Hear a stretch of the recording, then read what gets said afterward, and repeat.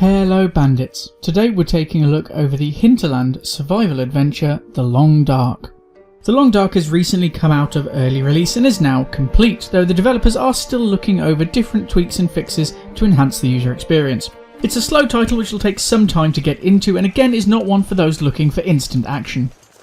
After a geomagnetic storm, your adventurer awaits in the random spot within the selected map, and he or she will have to have their wits about them in order to survive, especially on the later difficulty levels. Taking care of your body temperature, hunger, thirst and torpor, you'll have to balance your need for materials with your need to stay mobile, as you simply try and survive as long as you can in the harsh wilderness. With random spawn locations, random weather effects and lots to explore through the different levels, there's a fair amount to go back to after you finally succumb to the Long Dark. As well as this, there is also an episodic story mode which has been added for those who would like a bit more of a target, and it does help keep things fresh. The Long Dark is currently rated by Peggy at 12 years and older, and we'll run that down for you just here. Violence 7. Whether you're being attacked by wolves or bears or hunting yourself to gather vital food for survival, The Long Dark does contain its fair share of violence, however, realistic blood effects are minimal. Drugs 4. Using antibiotics, painkillers and other medicinal substances will become part of your routine within The Long Dark. It does not, however, contain anything recreational. Discrimination, fear, gambling, language, online and sex all get 0, having no part in The Long Dark at all. So a slow-paced one suitable for the mid-range of the family, but how does it stack up overall? Graphics 7.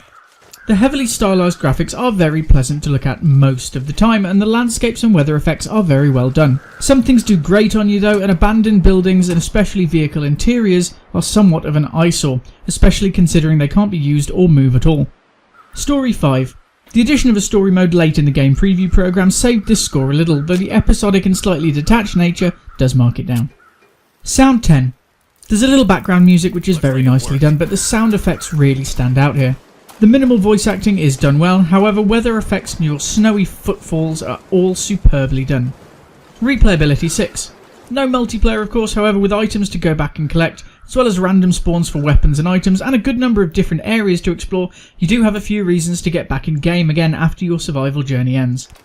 Satisfaction 7. Again one for those who really like the slower pace. We've enjoyed what time we've had in The Long Dark. There's a few different survivors. There are a good range of difficulties for all abilities, though it is definitely slow going as you make your way safely around the different areas.